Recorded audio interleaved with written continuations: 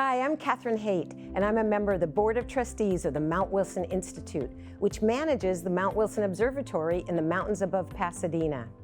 Virtually every major discovery in astronomy in the first half of the 20th century took place at Mount Wilson, including finding out that the Milky Way galaxy is just one of many galaxies in a vastly larger universe. Please come up and visit us and participate in our science lectures, musical concerts, STEM programs, and of course, hiking. You'll be exploring a special part of history at Mount Wilson Observatory, just an hour up the mountain from Pasadena. Hope to see you there soon.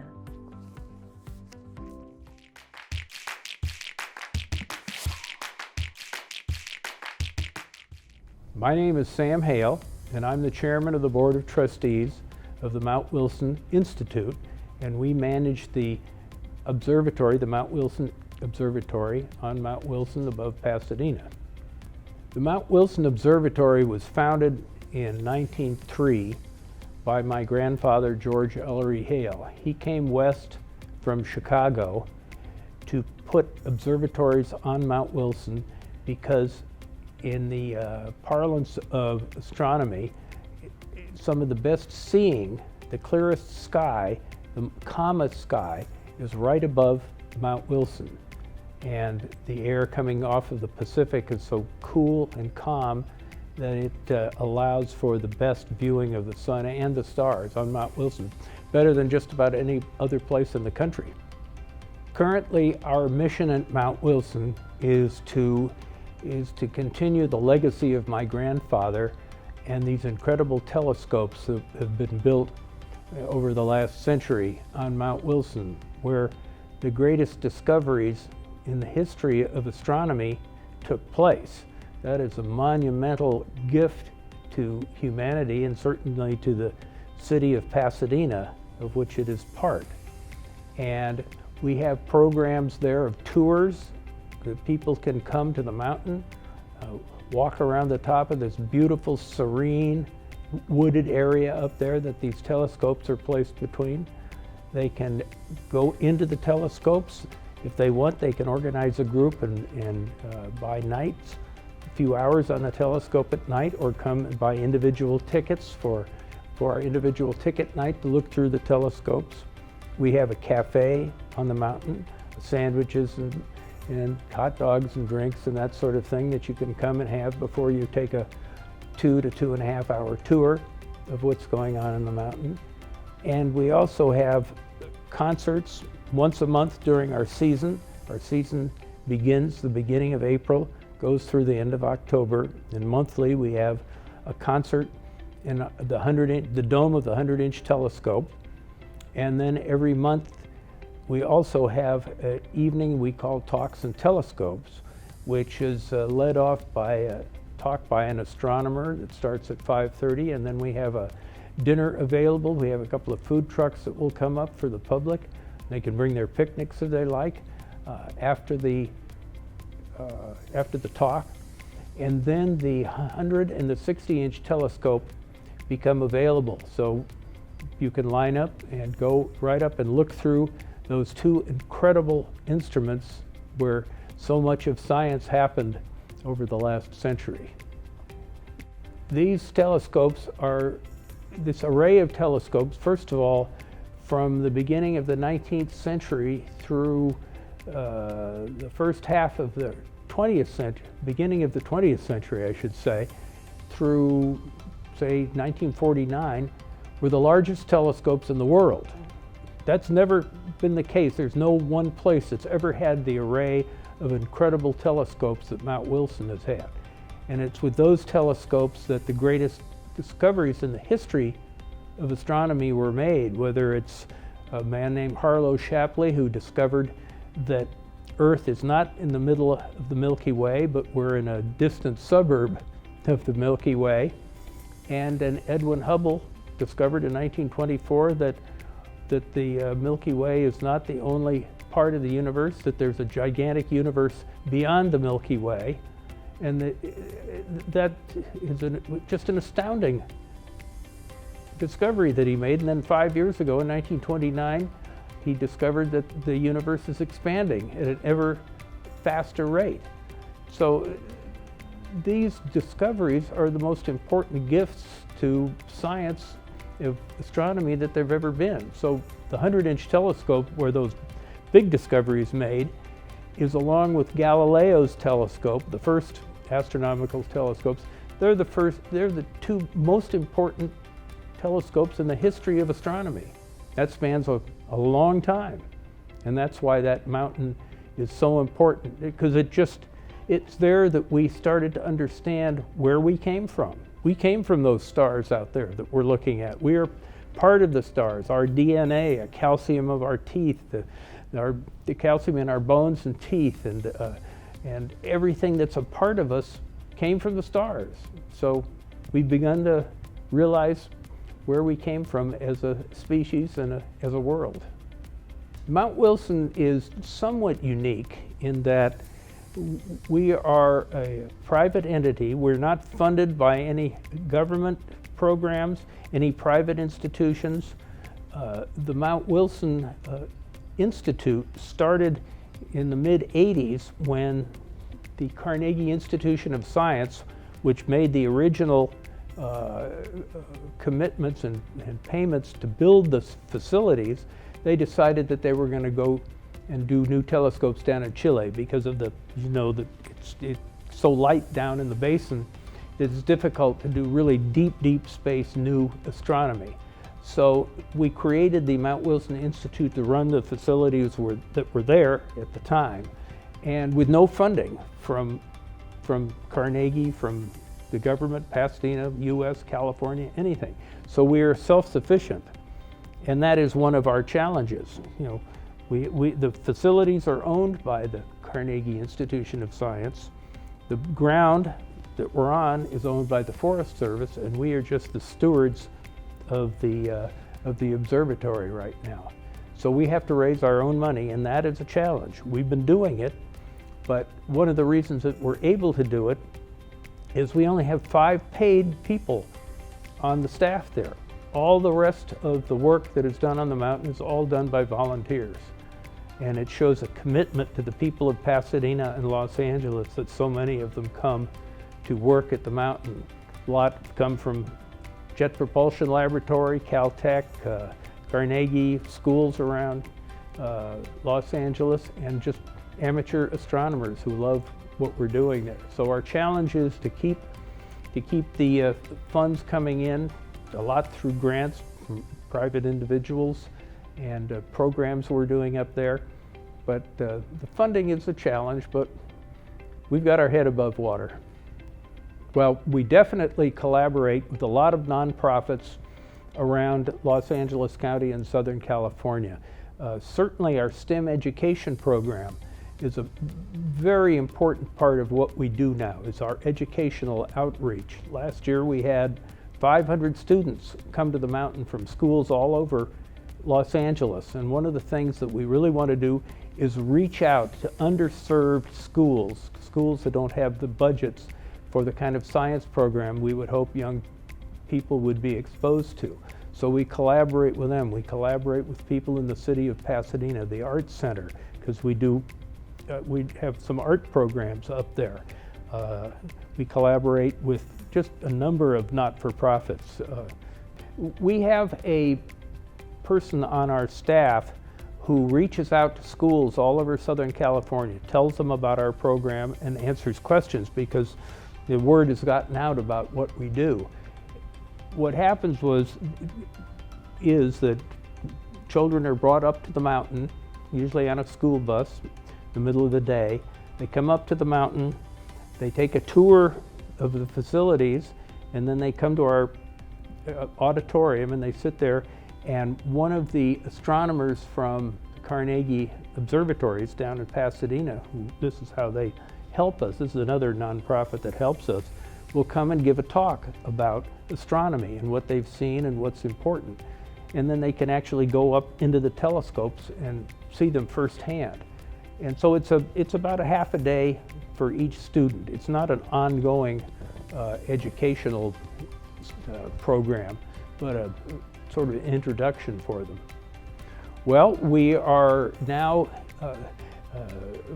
rebuilding first seismological station outside of Caltech that was built there in 1927.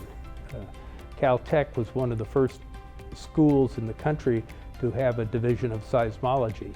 And the first seismological station is right up on Mount Wilson. And after that, a whole array of seismological stations was created in Southern California to, warn us of coming earthquakes. So a lot of the pioneering work was done in seismology is right there. So we are rebuilding the building that the seismometer is in. We're putting some signage up to tell people about how important it is in the history of geology and seismology. And hopefully that'll open maybe later this year. So that's just one thing that we're working on right now. And there is so much, the place is so old that we're constantly having to renovate and upgrade things because a lot of things are just falling apart. And we're redoing a lot of power outlets, redoing some of the buildings. So that's a major part of what we're doing just to keep what we have in place. Oh, I think we'll have more and more programs. I mean, we're not going to expand physically. We can't build any more facilities on the mountain. We're not going to have any more observatories, but for instance, one of our new programs is going to be, one of our donors is giving us a new telescope, a 24-inch telescope. We're going to put in one of our smaller domes. That's going to be hooked up to the Las Cumbres Observatory in Santa Barbara. And Las Cumbres Observatory has 9 observatories around the world. They're all hooked up robotically, so they can watch a star in the sky 24 hours a day as the world turns. We're going to be able to hook into that robotically, so we can do that from Mount Wilson, and that's going to become part of our STEM program. So kids will be able to, from their own schools, wherever they have computers, be able to dial into that when we have one of those programs tuned in. So that's something that we're going to expand on, that STEM education through robotics. If somebody is interested in becoming involved as a member or a volunteer or a donor, first of all, I would say come to Mount Wilson and see what it's all about. See the magic that place is and what has been going on there for the last greater than a century. Go to our website, mountwilson.edu. It will tell you all about volunteering, about membership programs, tell you about what's going on the mountain, our concerts, our talks and telescope evening. So there's a wealth of information there for somebody who wants to kind of start scratching the surface. I'd like people to understand, and this is obviously I have a personal interest here, about what my grandfather, George Ellery Hale, meant to mankind, to science, and the city of Pasadena. The discoveries that were made there, the contributions he made through helping to start what is now Caltech, be a prime mover in starting the Huntington Library, of the Civic Center, which he was a prime mover in bringing people together to build the civic auditorium, the library, the city hall, which he believed you needed to have an elegant city center for a town that was going to be what he envisioned it to be when he came to California after the turn of the century.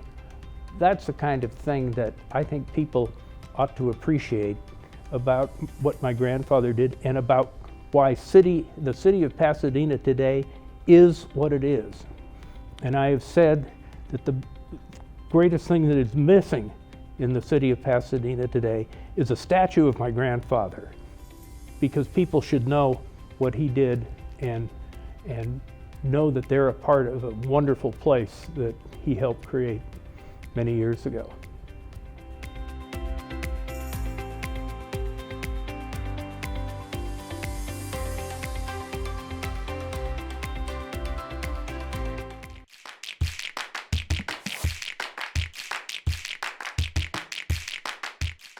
Hi, I'm Deborah Herbert, the CEO of Monte Vista Grove Homes, a senior community located in East Pasadena.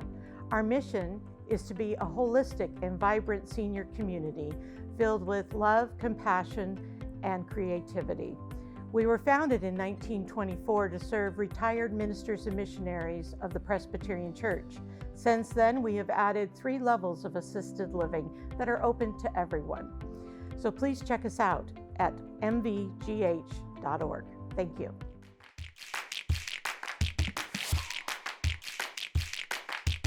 My role at Monte Vista Grove is that of Chief Executive Officer. And in that role, I'm responsible for the entire organization, for making sure there's quality care delivered to our residents, making sure our residents are part of any of the processes or programs that are going on, and also overseeing about 95 staff and making sure that they're happy and engaged with our residents. So why and when was Monte Vista Grove founded? It was originally founded in 1924 by James Marwick, who also founded the accounting firm nowadays known as KPMG, who saw that there was a need for ministers and missionaries of the Presbyterian Church to have a place to retire, a place with dignity, and a place with purpose. So there's some great things going on at Monte Vista Grove Homes. One is it's our centennial. We're 100 years old this year, and very few organizations make it to that marker. And so we have a gala on September 14th at the racetrack, Santa Anita Racetrack. And we're very excited. This will be the biggest party we've ever thrown. Lot to celebrate in 100 years. And the other thing that we're focusing on closer to home is we have de-licensed skilled nursing and created a new level of assisted living. For those that typically would live in a nursing home, however, they could be taken care of in a more home-like environment under a social model rather than a medical model. So we're very excited to be pioneers in that field. So why is it that it's so great that we've made it to the centennial and others don't? One is we're a standalone organization. Most standalones have had to affiliate, especially since the pandemic. They've had to join larger organizations, multi-site organizations. But Monte Vista Grove Homes has been really careful stewards of its resources, and we still remain a strong standalone community that is still true to its original mission and has expanded to help serve the wider community. So Monte Vista Grove Homes is very intentional about maintaining its standalone status.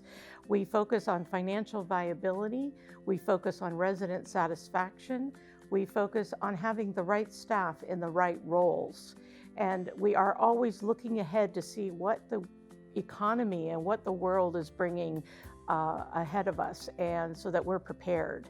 We have a board that's very engaged and is always looking to the future to make sure that we're ready to meet those needs. So there are many challenges that face providers in the long-term care field, one of which was the pandemic. It hit all of us financially.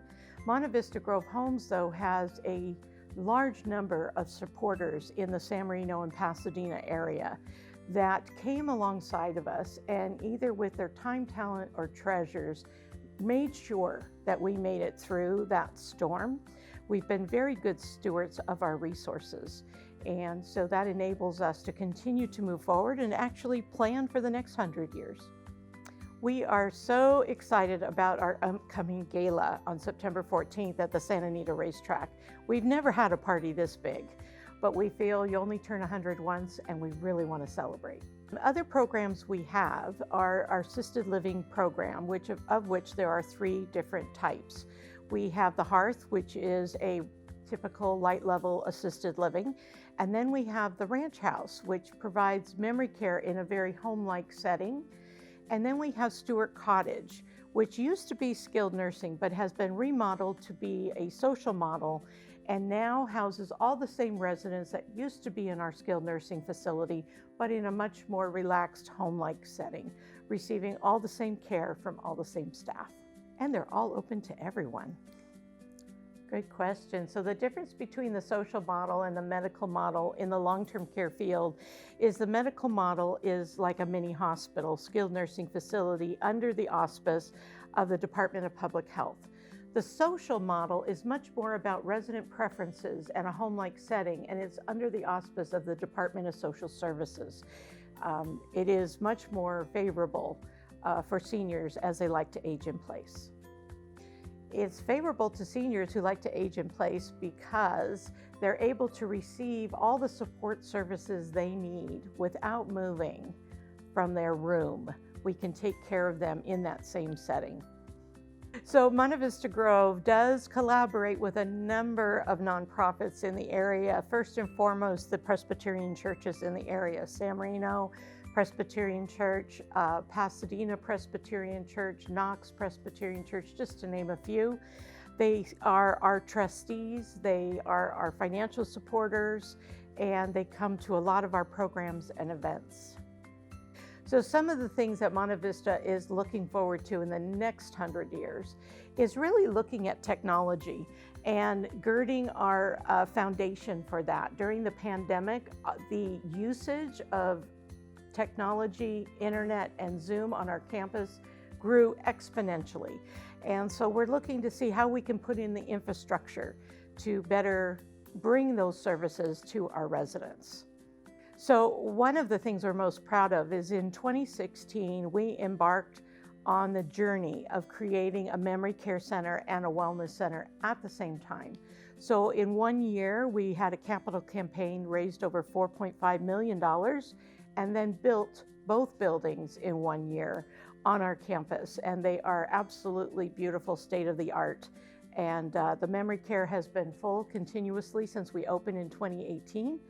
And the Wellness Center is enjoyed very much by all of our residents in all levels of care.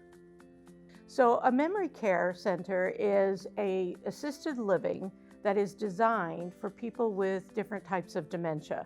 We all hear about Alzheimer's, but there's over 60 different kinds of dementia.